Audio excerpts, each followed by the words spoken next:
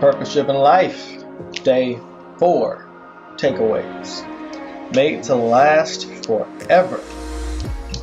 God wired our brains with that desire. And it's talking about the desire to live forever. So it says we want to live forever because God wired our brains to live that way. Think about it. If we were made in His image, then it will make sense that we want to live forever. He is an eternal God, so we should be wired to give Him eternal praise. And you can't give Him eternal praise unless you're living eternally. Your earthly body is just a temporary residence. It says that the body here on earth is a tent, and your future body is a house, meaning that this is temporary.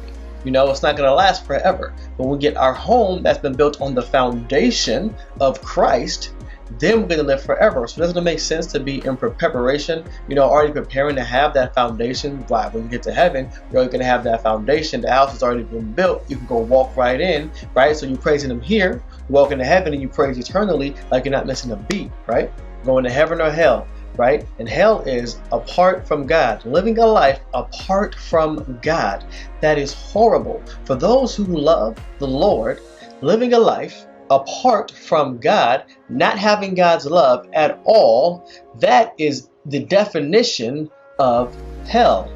All right, gnashing teeth, rivers of fire, okay, but if God was there, you'd be able to bear it. God is not there. That alone is enough, right? That's what hell is. The closer you live to God, the smaller everything else appears. The most damaging aspect of contemporary living is short-term thinking. There's far more to life than just here and now. That's what we do in this business, is we tell people that there is long-term thinking that's more important. Something that's long-term. Prepare yourself. Okay, because you never know when you're going to be called home. People like to make plans for tomorrow. They like to make plans for next month. You can make plans in the morning for the afternoon. You have no idea if you're still going to be here.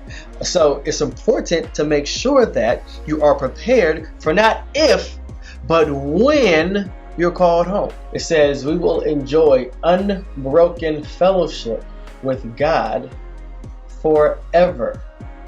Take your inheritance. All right, we're going to inherit that which is us, because when you become a believer, you're covered by the blood. You've now inherited all the gifts of the kingdom.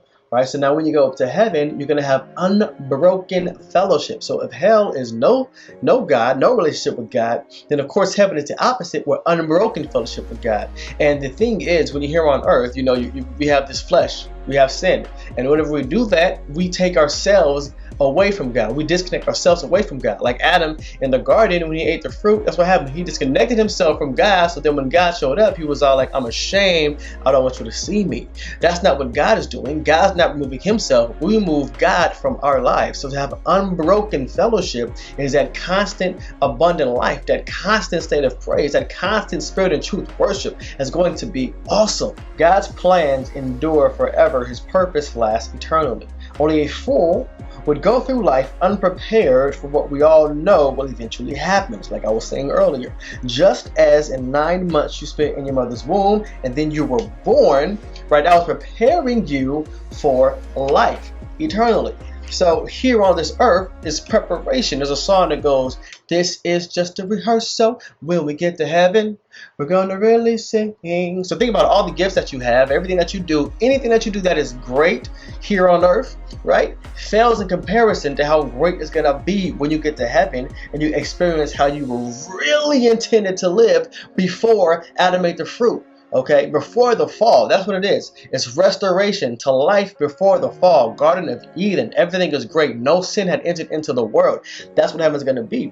And it says it ought to be the business of every day to prepare for our final day. Yes, this book is amazing. Those are my day 4 takeaways. Thank you for taking this journey with me.